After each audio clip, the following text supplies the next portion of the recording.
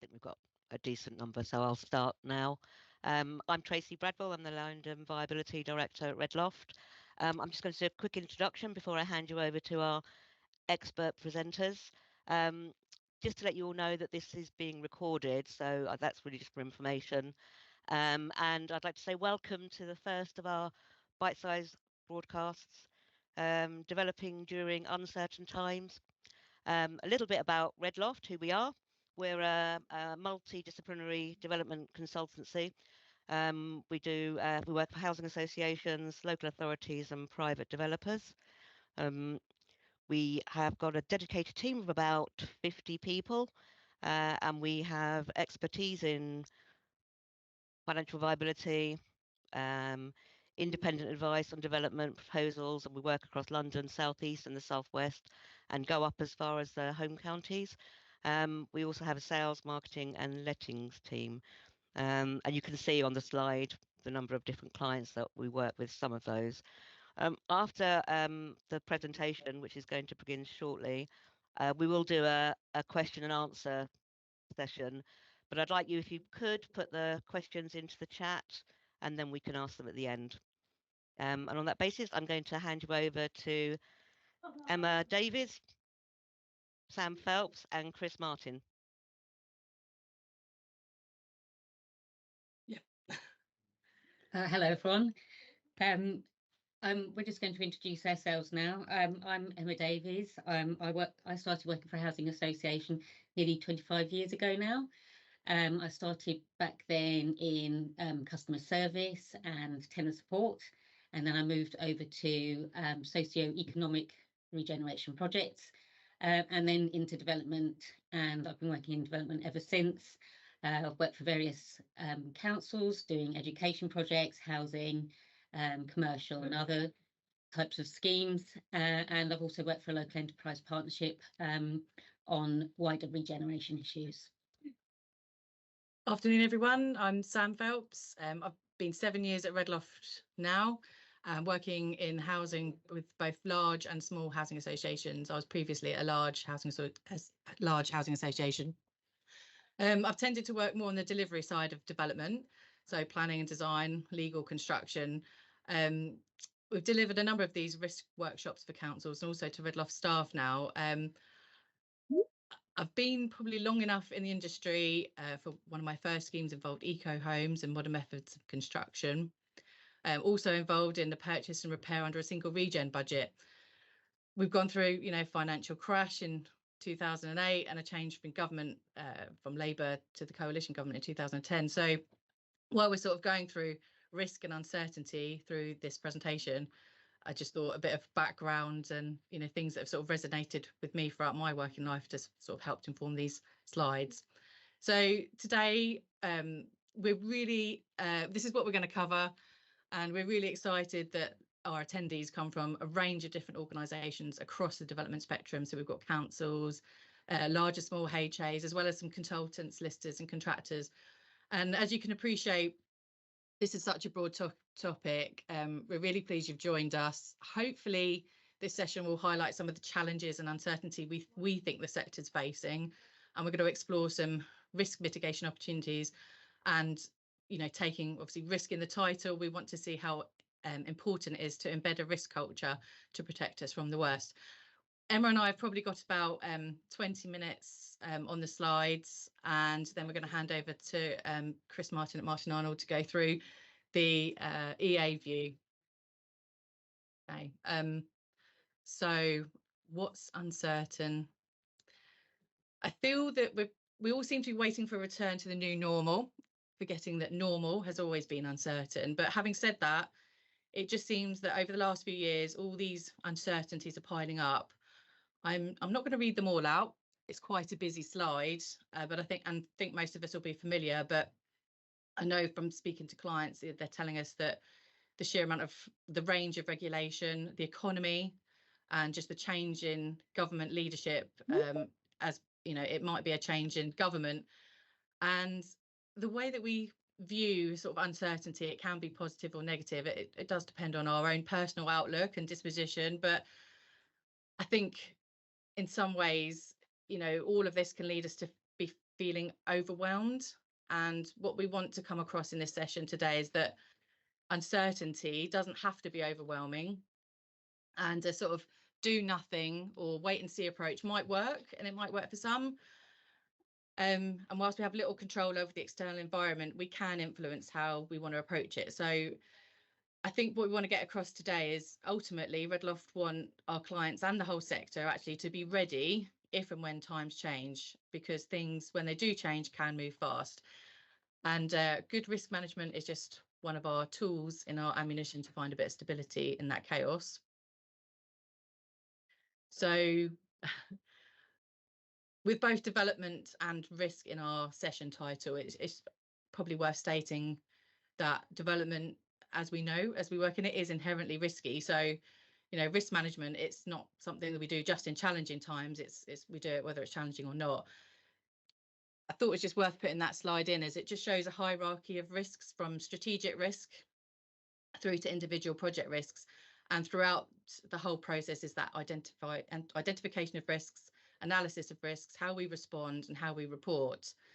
So again, that sort of informs the rest of our presentation, because, you know, making sure that at every single level they're reported in this way helps us manage them.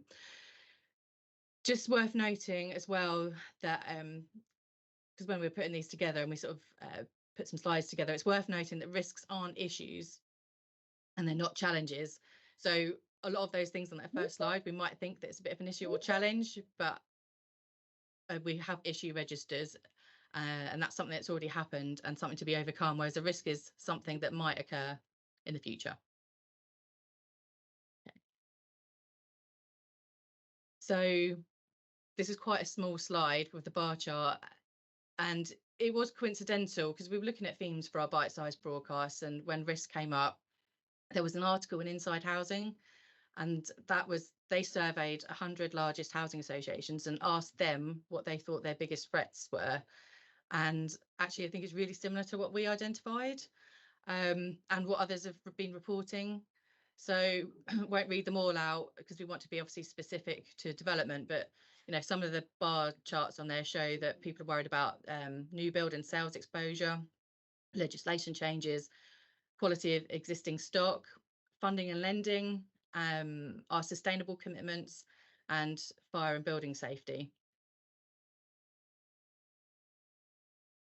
Again, we just put in this slide just to make it clear that, because we've got some board members on the call as well, the regulator of social housing, they set out a sector risk profile to provide some insight into what they think the most significant sources of risks faced by housing providers are. So it is mainly a resource for boards and leaders to help, and this is to help determine their own risk appetite against their own objectives. So this sector risk profile comes out every year. So, you know, this is to sort of, you won't be surprised to hear that the issue that's last issue from November covers the same common themes that we've just brought up, you know, and we'll talk about future home standard later on as well. The table there is a sort of spectrum of risk appetite, and it's broadly showing risk averse through to risk taking. So the extent to which our organisation will accept risk vary, and establishing or knowing where your organisation fits on this scale is really important. And for me, you know, as a project manager taking a scheme for approval, say at business case stage, I need to know the bigger picture before it gets approved. So I think this leads us nicely on to how to embed a risk culture into an organisation. So Emma. Yeah, when we were talking about this, we were talking about the fact that an organisation needs to have a culture of being open to risk management. Unfortunately, a single project manager or a project management team can't manage the risks of development single-handedly. And everyone has to really understand that it's not negative to flag risks. In fact, it's a positive thing to do because it means that they can then be managed and quantified. So the whole organisation really needs to be signed up to a process of risk monitoring and control at each stage. And if everyone agrees that you can't proceed with until you've been through that process. You know, you go through the process, you accept that a risk exists, but it's there, and you don't step back just because you find out about it. That's the way really to manage it. And we were looking at the way a lot of organisations use a gateway approach to that, and it can be incredibly useful. But it does mean that everyone has to be involved at the same time and understand, so that the key people are available for risk gateways, and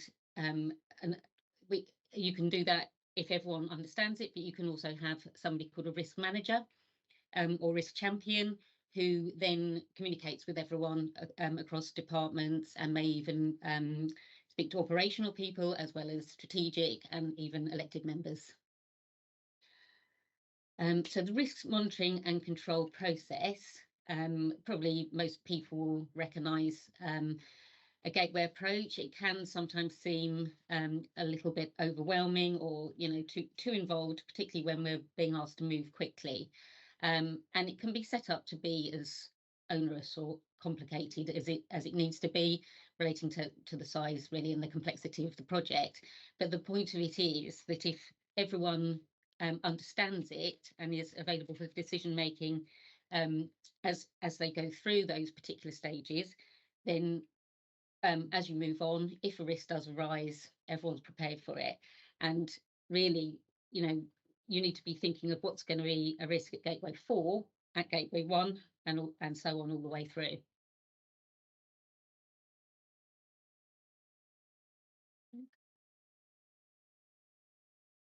Okay, so our view is that good risk management is good project management, and this slide's just showing that each project team member has their own risk register. So we don't normally, there's no the risk register, so we shouldn't really rely on the employer's agent. Well, we should, but we shouldn't rely on the employer's agent. They might not have a reputational, political risks featuring on their risk register. So, and I might be on my own here, but I find updating the risk register and preparing the dashboard quite therapeutic. It gives me a bit of a mental download, stops getting projects overwhelming. And actually, when I'm working on behalf of clients and reporting to their senior teams and boards, the ones that actively want to hear about the risks and want to talk it out, we can actually discuss proposals for mitigation. There's absolutely no point in doing risk management for them to go absolutely nowhere and just one person doing it. I'll just take an example, the Future Home Standard. So we know it's coming, and it might have been highlighted by more by different project managers on different schemes. We don't yet know the design and energy implications, but we roughly know it's going to be air source heat pumps instead of gas. So, and we know there's going to be a transitional period, but how long is that going to be?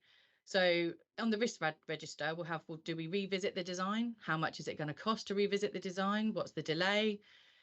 If it's featuring on that individual person's risk register, if we take it up for senior approval and highlight that risk, they might say scheme of 10 properties. Okay, senior management will say that's fine, we can tolerate that risk. Whereas a larger scheme of 100 properties, actually the risk process might be, we're going to treat that and we're actually going to do a redesign, because the business decision is that we want to make sure that we're not going to be changing air source heat pumps further down the line.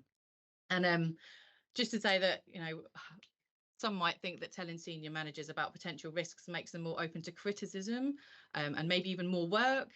But my view is that risk management makes sure that you're covered. So this is quite a busy slide as well, and I just wanted to just point out some examples of how we're responding to some of those risks.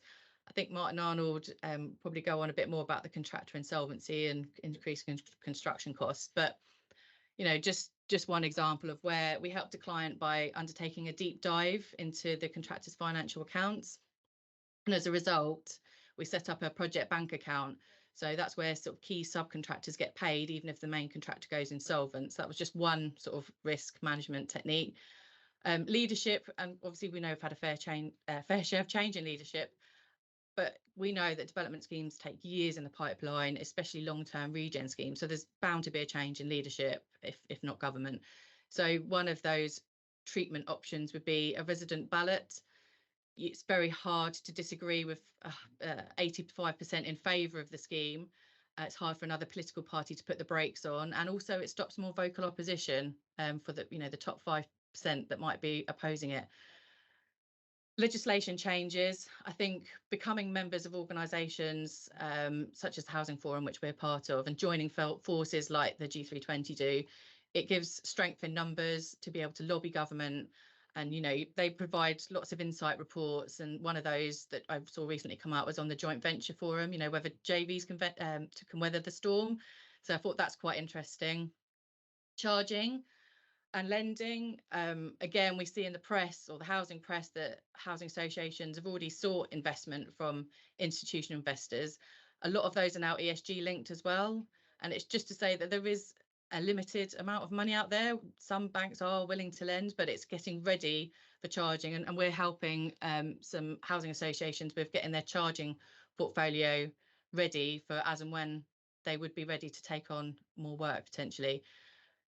Skills or lack of skills, I think if we're going to work cross department and we're going to be taking on, say, more retrofit schemes, there's so many lessons that we can learn from our colleagues in the latent defects team, or dealing with MVHR defects or air source heat pump defects. So what can we learn from them? The TA bill, I know that's another big one, and it was probably highlighted in one of the first slides. But again, we're doing a lot of work for councils and others to look at hidden homes, purchase and repair. Can that relieve the bill? Is that something? Is it a quick fix that we can look at? I mean, I'm going to hand over to Martin Arnold now to go through some of those construction ones, but I think it'd be really useful maybe to come back to this Q&A slide, come back to this slide when we're doing the Q&A. And it'd be really interesting to hear what other people are doing, what's working well and maybe what's not working so well. So yeah, over to Chris. Perfect. Thanks very much. Okay. Thanks, Emma, and thank you very much for inviting me along today to be part of your event. If I just click onto the next slide, then I'll just briefly introduce myself. My name's Chris Martin. I'm a director at Martin Arnold. Many of you know who we are, but we're a multidisciplinary practice, and we specialise in residential and affordable housing. So I'm going to talk a little bit. I'll keep this brief because I know Sam and Emma have covered some of this in terms of the risk culture, but I think in terms of sort of clear and coherent risk reporting, there's a few things that are really important to note. Quite often when we are looking, as Sam referenced, about the risk workshops or risk management sheets that we produce, it's questions like, well, what risks do I need to put on here? And it's difficult to make that judgment because effectively we all manage risks on a kind of minute by minute basis throughout our daily lives, and understanding actually what is important and amongst the project and what is less important is helpful at that project level. One of the key things that we always find is useful in terms of the risk reporting is, as you referencing back to Sam and Emma's slides, as you work through the different levels of the organisation, is thinning down on what risks are reported upwards. So we quite often, as part of our risk management process, do a top 10 or top 5 risks because they're the things. There might be delays to services coming to the site, for example, but unless it's really bad, does that make the top 5? Does that need to be reported up? Does that need to go to board, etc.? If those services become a huge problem and it's causing months and months or even years of delay, then obviously that does become a big risk and that does need to report out. So if you focus on like what are the top 5 or what are the top 10 risks, that's a really helpful tool in processing that risk information back through an organisation, which can be really difficult to do otherwise. Again, I won't spend long on it, but just touching on what Sam and Emma said about the gateways reporting, very important. All the gateway process in terms of all aspects of the project, time, cost, quality, and risk, key to capture individual gateways, so that can be reported on clearly throughout the organisation. So I'm going to talk now about some of the market risks that we're seeing at the moment, some of the issues that we're dealing with on a day-to-day basis. Obviously, contractor insolvency continues to be a big problem for the industry. Another reasonably sized contractor reported in the press in the last week going into administration, and we certainly as an organisation have had as many others fair share of instances where we've had to deal with that, and that is clearly a key risk to development at this moment in time. We'll talk a little bit more about the contracting market in a moment, but if your contractor does go insolvent, it has significant consequences on the delivery of your project. So that is definitely a key risk at the moment. Obviously, the legacy projects point there is really kind of conjoined with that, maybe to a lesser extent, where contractors are struggling because of the pressures in the market at the moment, and that is causing behaviours that are impacted upon development as well. So, the root cause of this, obviously, the construction cost inflation caused by a number of factors over the last 18 months to 2 years, has meant that contractors have entered into fixed price contracts are not able to deliver the works for that price, and so they are either failing, hence the insolvency, or they are taking some fairly in some instances aggressive behaviours to their legacy projects. So we are seeing a lot more dispute resolution. I think we've been involved in more adjudications in the last 18 months than I have been in the whole of my career. And even if it doesn't go to formal dispute resolution, just the tendency for the contractors to come back and look to claim on everything in terms of cost and time is certainly soaking up kind of capacity within the industry, and that has other knock-on effects. So these are a real key risk for anyone who's building at the moment. The fire remediation point is maybe more of a global risk. Obviously, the actual remediation is work that's going underway to deal with another risk that I'm not going to specifically talk about today, but I think it's important here because that capacity point for fire remediation affects that. We've all seen, we know from in particular housing association clients, a lot of their resources being diverted to fire remediation works, and indeed a lot of contracting market is redirecting their resources to fire remediation. So in terms of the development, that just restricts upon capacity in the market. And then moving on, I think it's fair to say the other kind of real big sort of sector or category of risks that are affecting development at the moment is around second staircases, the Building Safety Act, and in general changing legislation. It's been very difficult for clients and contractors for the whole industry really to deal with the changing legislation. The uncertainty around the legislation has definitely caused delays. It's caused some problems. It's led to some inadequate proposals, solutions being made, and we're hopefully, obviously, in the last few weeks, some clarity has been provided in terms of second staircase regulations, and obviously the Building Safety Act is coming to force now. So we are actually in as of the start of this month having to go through the gateways. There's definitely some learning to do around that process. So hopefully the changes in legislation are behind us now, but we've still got some way to go as we get used to the new systems and the new design solutions to account for those changing legislations. And so I think for the next probably 6 or 9 months, that will still be something that the market is dealing with in terms of risks. I've got construction cost inflation on there as a separate point. That's not specifically the cost inflation that we've seen over the last 18 to 24 months, but how people are thinking about inflation going forward. All the indices are saying that the market, the rate of inflation in terms of construction costs should be somewhat flatter over the coming 12 to 24 months. Obviously, no one knows, what global events might impact on that, of course, as we've seen in the past. So we're hopeful that we're going to move into a kind of flatter, more manageable market.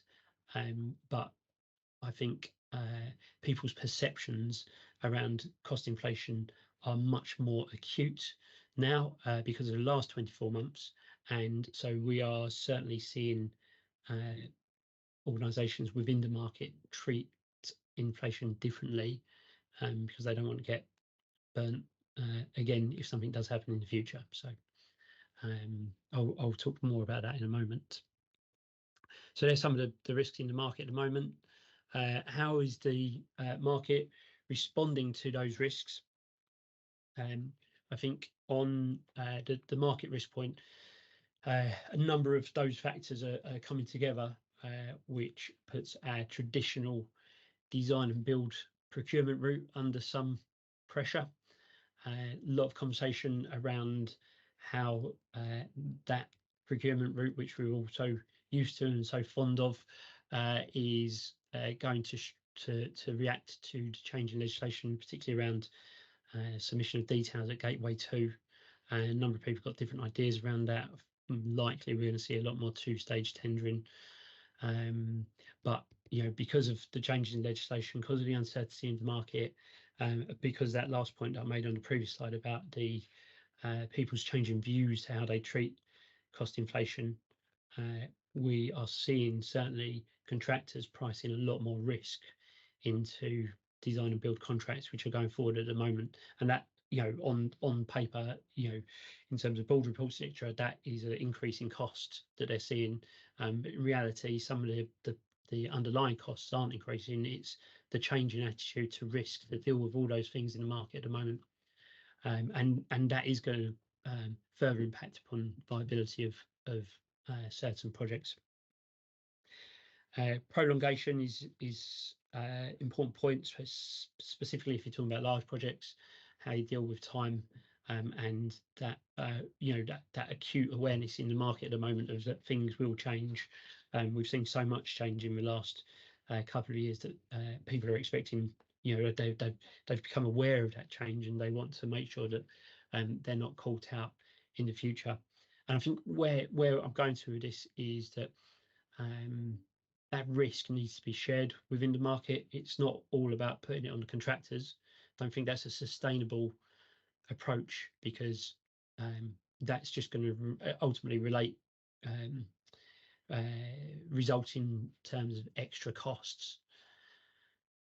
So really the response needs to be for clients to take a sort of good hard look at themselves and understand where the risks within the market are, what risks they're looking to pass on to contractors, and what risks they can actually hold themselves to make the whole process more manageable for everyone involved. I'm just going to click on to the next slide. Some of the ways that those kind of key ideas are filtering through into the market. Sam mentioned about the use of JVs. It's I could spend a whole 20 minutes talking about JVs in their own right, but it's important to note that, especially in terms of that cost inflation point, if you're going into like an open book relationship with a partner, then you are going to be paying much more closely the sums of money that accord with what the market's delivering. If you go down a design and build route, then you have got a main contractor in the middle who quite rightly is going to be pricing in a lot of risk. And so that JV route, I think, is which has been pretty successful in most instances over the last 5 or 8 years, is now's the time for it really to come to the fore. And appreciate that JV isn't always appropriate in every instance, but certainly if it is, then that is a good way of sharing that risk amongst your partners and supply chain. CM construction management. I'm not going to talk about that too long. We had a phase 5 or 6 years ago, whereas that was a hot topic. I'm personally quite a big fan of it, but I know for a lot of clients it's quite difficult to manage internally. Again, it's got the same effect as the JV open book idea, but obviously you don't have a partner on board helping you through it. So grant support, I won't talk too much about that either, because obviously got the experts in the room, but obviously from the client perspective, those increased costs, with many conversations going on with the GLA and Homes England in terms of supporting the market, and that is something that certainly needs to be looked at. The point on legacy projects, you know, and really sharing knowledge, I think it comes back to the relationship that you have with your delivery partners, your contracting partners, and you know, what's really helpful and what we've seen really helpful over the last 18 months is, you know, where clients are able to engage successfully with their supply chain, with their contracting partners, but also talk amongst themselves. These guys are obviously expert at that in terms of like having a good spread of knowledge across a wide client base. That is really helpful in understanding not necessarily just what's going on in the market, but maybe what's going on with certain organisations. You know, we've seen over the last sort of 12 months a number of large contracting organisations going solvent, and you know there tends to be a little run up to that happening. And I think in those periods of time, it's been really key about clients talking to each other and clients talking to the rest of the supply chain to get a good understanding of what's going on. I think it's also important to talk to your supply chain before it gets to that point, so they understand, so you understand as clients where your partners are at, what problems they're facing, what their risks are, and whether there's anything that you can do to help through. Because trust me, if you're able to help reach the end of a successful project, then it's a much better outcome than any of the alternatives. And then just a couple of last points there. Obviously, again, as the guys mentioned, lots of different ideas about bringing different sorts of money into the industry, and so we're big advocates for that. Been involved in a number of partnerships and different organisations doing that, so that can alleviate or certainly pass on risks to different areas, which is helpful. And just to mention that the JCT have issued an update to their contract suite very recently, and that's now available to use. Those of us who've been around to see a few of these know it takes a little bit of time for that to filter through, and there's loads of other training sessions being delivered by solicitors and the like at the moment about the impacts of that, but there's a few interesting points that will help that risk sharing, and the JCT have, after many years, finally responded to the growth in the NEC contract, and they've introduced a target cost contract. So again, it could spend quite a long time talking about target cost contracts. We're not very familiar with them in the housing sector, but they're used extremely effectively in other sectors, and it's certainly something to be interested to see how that gets picked up going forward. It is a good way of sharing risk with your contracting partners. So moving towards summing up, you know, what are kind of key things to be doing? Increased due diligence, obviously, you know, knowing who you're getting into bed with if you're entering into JVs, main contracts, any other types of agreements, understanding your partners' positions, having that open conversation with them to understand what problems, what challenges they're facing. You know, I can't say enough about doing that. That's really helpful. It needs to be an early exercise that you undertake before entering into those agreements, and it needs to be an honest exercise where both parties engage openly on that. Otherwise, it's not that much use. The next point there is more specifically aimed at our local authority clients. You know, certainly bringing. I haven't spoke massively about planning here. It is certainly a risk and the time taken with that. Certainly for our local authority clients, one of the key things we're saying is, you need to build those internal relationships within the organisation to bring benefits to the projects.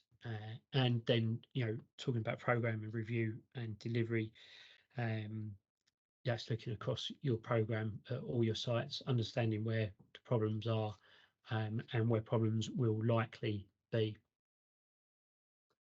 So looking forward, as I say, just coming to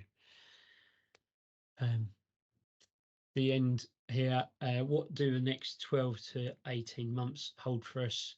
As I say, the construction costs currently forecast to be reasonably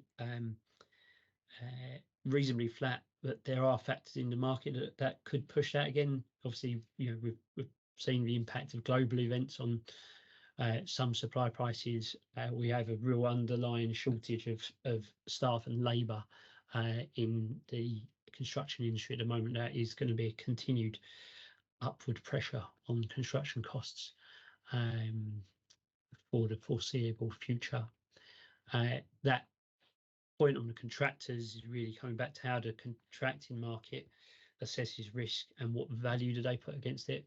And if you are literally lumping everything onto the contractor, spoke about the Gateway 2 process. I know already we've seen clients trying to push that onto the contractor almost entirely. That's going to result in increased costs because the contractors are just going to price that risk into their figures. So, you really need to have a sensible conversation about that cost risk paradigm. So, talked already about the Building Safety Act and how that's going to come in. Obviously, we're going to be learning a lot about that over the next few months and how that's going to work. And then I think really again it's that awareness of risk. I don't think there's ever been a time where we're more acutely aware about the risks in the market, and that's good news in some respects, because we should be entering into agreements which reflect as closely as possible the risks that each party are taking on. So we need to be more understanding about that, and our contractual arrangements need to be more reflective of that. And then obviously the grant point that we touched upon before. So I think that brings me to a close. Okay. Hand back. Yeah, thank you. Thank you, Chris. Just that's a bit of a summary page, I think, before we go into the Q&A. So, for us, I think it was really about setting a positive culture of risk management, so we can all reduce our stress levels. And part of what we're doing today with our Bitesize Broadcast is sharing our experience. And as Chris said, there's so many other people out there sharing their knowledge as well. So it's just making sure that we're all aware what we can do. Framing uncertainty as opportunity. So I think that's a nice quote there. And also be ready. I think that's what we want to get across today, is that we don't know how long things are going to take to level out, as you said, Chris, but I think what we want to get across is that we want to be ready for when that time comes. So over to you, Tracy. Is there any Q&A that's come up? No, there isn't at the moment, but I have some questions anyway. But firstly, I'd just like to thank Chris for coming along. It's really helpful and quite informative, your slide. And thank you both to Emma and Sam for your work and your presentation. And it's really quite interesting to go through it. And I know that because of who we are and what we do, we work with a very wide sector of clients. Some, we've worked some of the larger G15 and larger RPs, who are usually really very well set up with their risks and their procedures, etc.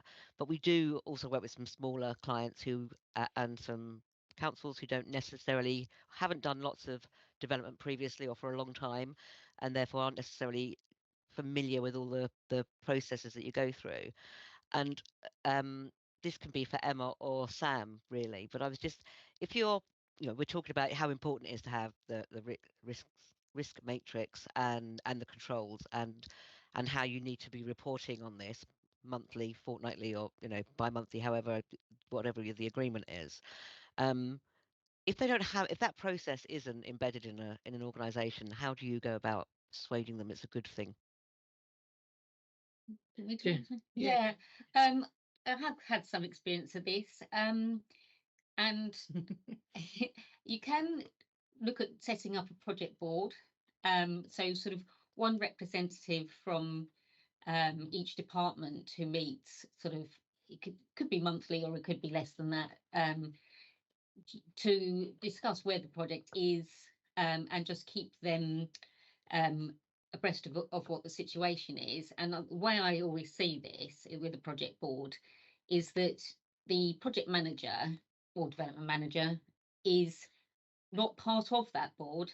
That it's a tool for reporting where the project is to that a group of people who are stakeholders. They're invested in the project in terms of, you know, finance or legals or community involvement, and also just the, you know, generally promoting the area as and the council or the organisation as a you know, a positive for people, you know, for the community. So those people join, form that board, and then it's agreed what the reporting structure will be. It's agreed how often you meet, and it's agreed who is going to be in attendance. And for me, that's really, really important, because if you get people swapping out the whole time or not really understanding why they've been invited to yet another meeting, and maybe delegating it to somebody else who then delegates it to someone else,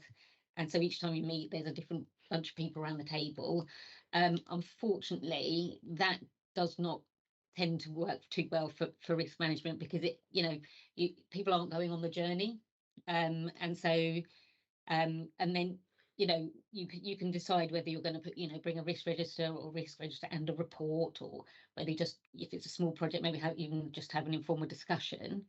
But all those things should be really agreed at the outset, because generally with projects, don't go wrong, they start wrong. And if you haven't started off on the right footing with your organisation, then things can get a bit chaotic as they go on, especially if the environment that we're working in keeps changing. So yeah, that's one of my approaches. I mean, the thing is with risk management, everyone goes, yeah, it's a really good idea. Like, it's not, you know, that's but where we've got into organisations and done risk workshops before, it's normally to try and streamline it a bit. So because it can be a bit subjective. So what one project manager might think is, oh, the world's going to end, this is a really big risk. Actually, taking it up the chain, actually it's happening on lots of different projects, it's not so bad. You either, you know, make sure you amend it, so you reduce the risk maybe, or there is a way of treating it or tolerating it, or whatever the response is going to be, and then therefore it's making everything, all of the risk registers, more objective and less subjective. I think that's what that, if you don't have that process of gateways or of escalation, then we're just going to be floundering. Yeah. People at the top aren't going to ever find out, and the people at the project level, like myself, aren't going to know what it is that the strategic direction. They're not going to have any strategic direction. Yeah, and it always comes back to that old adage of communication. You know, being able to communicate between those strategic and operational level. Yeah. So do you think then that people appreciate that not everything will come off the risk register, that some things will stay on there until a project is, you know, PC'd for contractors insolvency as one example. If there's a risk, that's not, and they will, that would stay on your risk register, and people understand and appreciate that not everything has to turn green. No, and you're going to have at planning stage, there'll be a whole sort of suite of planning risks that actually, once you've got planning, will come off. But that's not to say operational risks at the end, you're not considering that at the beginning, because you're going to want to consider, how is this building going to operate, what are the site logistics, what are we going to demolish first. You're already thinking about the end at the beginning, but some risks are going to drop off and close out. But it's also really good to almost have that due diligence and checklist at each of those gateways to go, right, shall I proceed or not? Has this been thought about? Has it been considered? Yeah. And I understand what you mean, Tracy, is, you know, residual risk isn't a failure. It just means that it didn't happen during the during the course of the construction. But it could happen, as you Which say, is a good something thing. like contractor insolvency. That's still a problem if it happens 5 years down the line. Yeah. Often. Yeah. And I think just to add to that, Tracy, I mean, like I say, using contractor insolvency as an example, whilst you're on contract, you're never going to get rid of that risk, but there are things that you can do to manage that risk and minimise that risk. Obviously, bonds and performance guarantees and the like. So all those risks will have like a variety of different responses. Yeah, and I think we've got another bite-size one coming up, maybe on this potentially, but it's making sure that you've got a contracts manager, the site inspector's going down, they're chatting to the team, and it's all of all of those things to look out for, isn't it? Yeah. That the risk. I mean, I was project level just risk giving that management. as an example of something that could just stay on for the whole Yeah. of it. It doesn't mean to say that it's failing because all the risks haven't disappeared. I do have a couple of questions now. Chris, I'm going to put this one over to you. As I haven't asked people whether they're okay with the usernames or not, I'm not going to. But this one is, what is the best way to procure and structure completion contracts in the event of contractor insolvency? Yeah, I saw that pop up in the chat there. So that's there's 100 different answers to that, unfortunately, and a lot depends on like the specific instance. For example, where the project is in terms of the construction program. If you're virtually at completion, then it's going to be a very different response to if you're still in the ground. It also depends on how and why the contractor has gone insolvent. The run into that insolvency and their performance during that run-in, I think, is a really key thing. We have had with the projects where we've had to deal with contractor insolvency at Martin Arnold, we've had a number of responses. We've got a project where actually the site team has incorporated as a new contractor, and you mentioned a project bank account, and we're effectively, the client there is holding up a very small and new contracting organisation to get a job completed. I think if that is a job that is nearing completion and it made sense to use the existing knowledge there. We've got others where obviously we've just had to close up the site and take it back out to tender again, and under like a design and build type approach. The difficulty there is, again, depending on how far you are through and the quality of the workmanship. Obviously, if you're asking for new contractors to come in and take on, you need to be very clear with what risk they are taking on. Obviously, they will, by and large, not want to touch the existing building, or they will want a lot of understanding or certification around the quality of the existing building before they move into any sort of arrangement like that. We are also looking at a kind of construction management type approach on another project where we are placing sort of final orders with individual trade packages. Again, that takes a lot of management. I think, unfortunately, and I'm sorry to be the bearer of bad news, but for one thing, I would say to clients is that if you are dealing with that sort of instance, unfortunately, it is going to cost you a lot of money to do that. So because whoever comes on board is going to be charging a premium to get involved. It's going to soak up loads of time. It's going to soak up loads of capacity, and that will cost money. So there's no sort of golden answer to that one. It depends on a whole heap of factors, but it will be costing you money, whatever the answer is. Yeah, and I think from a client's point of view, it's you were making the point is that clients really need to be understanding about the situation that contractors find themselves in now, and it's not like the olden days where everything was pushed to the contractor and therefore it was done. It's not a risk anymore because that's in the contract. It's contractors, because if the contractor's in danger of insolvency, which we've seen many various well-established contractors have been and have gone under recently. That is everyone's problem. Yeah. And I think it's being aware of that as well from the outset, and not asking contractors to hold their price for 6 months and while we go through our governance process or whatever it might be that might slow things down, because they may say yes to that because they really want the work, but then actually struggle like mad to deliver on it. Yeah. So it's kind of understanding everyone's issues at the same time, I think. Yeah, I mean that goes a little bit back to what Chris was talking about. You know, about putting that much pressure and not sharing risk and expecting contractors to take all the risk, which is a bit old school thinking really now. And if you want something to be delivered, you have to be able to be prepared to share the risks and but a little bit of, you could have a fixed price, but you could also have a for most of it and have an open book for part. There's different ways around it, aren't there? But the reality is, we just can't expect contractors or contractor developers to take all the risk without there being a massive increase in price. You're paying for it anyway, but potentially paying more for it. So it's not.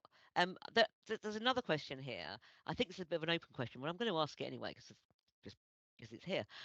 Like we're talking about the risk, and like many of these risk issues inevitably increase the build cost. I think you three can see this, but it's is the simplest solution to add height to every development, and how do we address resistance to height from residents, for example, if you're doing a regen, and councils?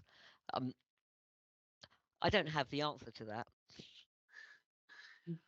Does anybody have the answer? Well, I think a lot of private developers are shying away from height at the moment, and that's why a lot of things have slowed down in London, because of course you have to build at height, and so they're looking for opportunities outside of London, not to bring into the added complications of tall buildings. So I mean that's a really good point actually, and we know a number of organisations who have literally just stepped away from the London market, and they'll go out into the suburbs or more rural areas and tackle sort of low rise housing where a lot of that is around the fire risk issues and the like. I would say that the adding height isn't the simplest solution in the short answer to the question, because it's it comes with all sorts of difficulties as we know, certainly through the planning system. Obviously, the kind of the flip side to what Emma's just said is that there are some large schemes which have got viability problems, and developers and client organisations are looking to increase height, and some, or our experience is certainly that some of the local planning authorities have been quite open to those types of discussions because of the pressures that those, especially there's, in my mind, we're working on 2 large estate regeneration projects, and we're having those conversations with both the local authorities there. But in both instances, they want to see units coming forward because they need to see the replacement of the affordable housing, and so they're giving a little bit in terms of the height requirements to help the viability of that scheme. So, but that's in both instances, that's a really wide conversation, and certainly not simple by any stretch of the imagination. No, and I think the planning committees, elected members, have got to have the appetite for it. And obviously, if there's local opposition, then they're going to struggle about that, particularly where you haven't got unitary councils who are all up at once. When you've got almost an electorate every year, that can interfere with that process as well. Yeah, absolutely. Yeah, I mean, do you think as partners, housing associations and councils particularly, do you think they don't push as hard as private developers when you're going in for height or they might call it overdevelopment, etc.? But do you think that is the case? I mean, I'm obviously that's generalising a lot, and that's not really what I want to do, because there's a lot of housing associations who are developers that but do you think that maybe that there is a point that we don't push so that we get the outcome, so we get an outcome, positive outcome? So for example, you get planning, but actually really and truthfully you needed another 3 or 4 floors or whatever. Do you think that we do that? I think sometimes when organisations haven't developed for quite some time, and they cannot go in like a bull in a china shop, that when they start developing, they have to build some kind of trust in the community that it's not going to be horrendous, having new development happening on their doorstep. actually, when it gets to the end of a project, people say, oh, actually, now I prefer it. I objected to this and I prefer it now. And I think sometimes you do have to take those kind of baby steps, and then get a little bit more ambitious and a little bit bullish about it as you go along, as an organisation. Yeah, just to add to that, Tracy, I think there is a tendency for that to happen, but I think by the nature of the different types of organisations, certainly in our experience in terms of working with like local authority clients, there isn't always, but there can be a tendency for that kind of sort of political edge to filter down into the organisation, and people feel like it's very difficult to push a scheme to a certain height when they know it might not be popular with the local community, and sometimes that's the right answer, sometimes it's not, because you end up delivering something which isn't right for the area. And effectively what I'm saying is what might be right isn't necessarily what might the local community think about the scheme. So that's a really difficult one. Yeah, I thank you all for that. I'm just gonna ask one more question, because we're getting close to the finish and we don't want to keep people longer than possible. Just I know we were talking about there's a couple of points to this. We know that there's been a mass construction inflation, and it took us all a little bit by surprise. But now, do you think that there's a possibility that we are, if the contractors are adding risk inflation to their build cost, and potentially so are the clients, are we doubling the risk inflation rather than talking openly about it, and as we talked about earlier, sharing? And do we? I mean, we know that a joint venture isn't suitable for every development, because it's just not realistic. But are we seeing a lot more joint ventures, do you think, and more open book contracts, Chris? I think certainly we are seeing more joint ventures. I don't think that's specifically been in response to the last 18 months. I think a lot of the market was kind of going that way anyway. If we're talking about large, sort of probably anything over 200 or 250 units, most of our clients are looking at potential joint ventures for that type of size scheme, or joint venture type arrangements. So I think people are seeing the value in that open book approach, and the kind of the beauty of obviously people have done open book for a lot longer than the last few years, but the beauty of the kind of joint venture is that actually the parties are jointly incentivized to kind of stick to it. If you go down the kind of I'm not sure how many of contractors we've got on the call today, and at the risk of upsetting people, we've done a lot of two-stage tendering recently, so that is quite largely open book until you agree to contract. And different contracting organisations can go different ways with that.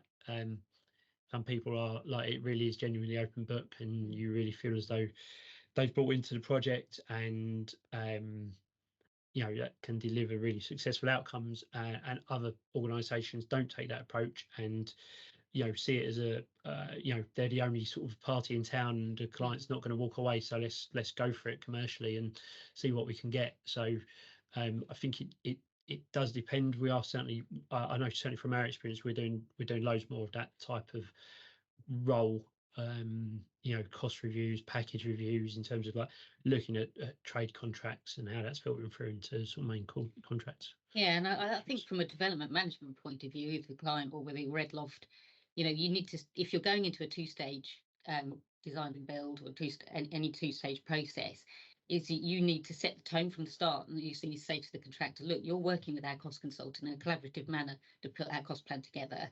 It's not you go off and do the cost plan and show it to us and say, or keep deferring it, it's looked at all the way through the process of that first stage, that design stage, and then you can manage it as you go. But I think unless that is the sort of culture of the project from the get-go, it can be difficult for the cost consultant to get that information out of the contraction. They say, oh, we'll tell you at the end, but that's not how a two-stage should work. Exactly. You know.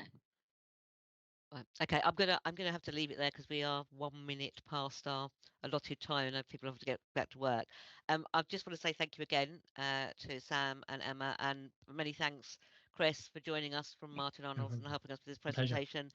Just a reminder to anyone who's still on the call, we have our next Bitesize broadcast on the 16th of May, and it's going to be based on to retrofit or redevelop. And so that will be probably quite another interesting topic, I think, to go through. But I'd like to thank our presenters and thank everybody for attending. And please, if anybody has any questions afterwards or just wants to speak to one of us, please just do get in touch. Thanks very much. Thanks, Tracy. Thanks very much. Thanks. Bye.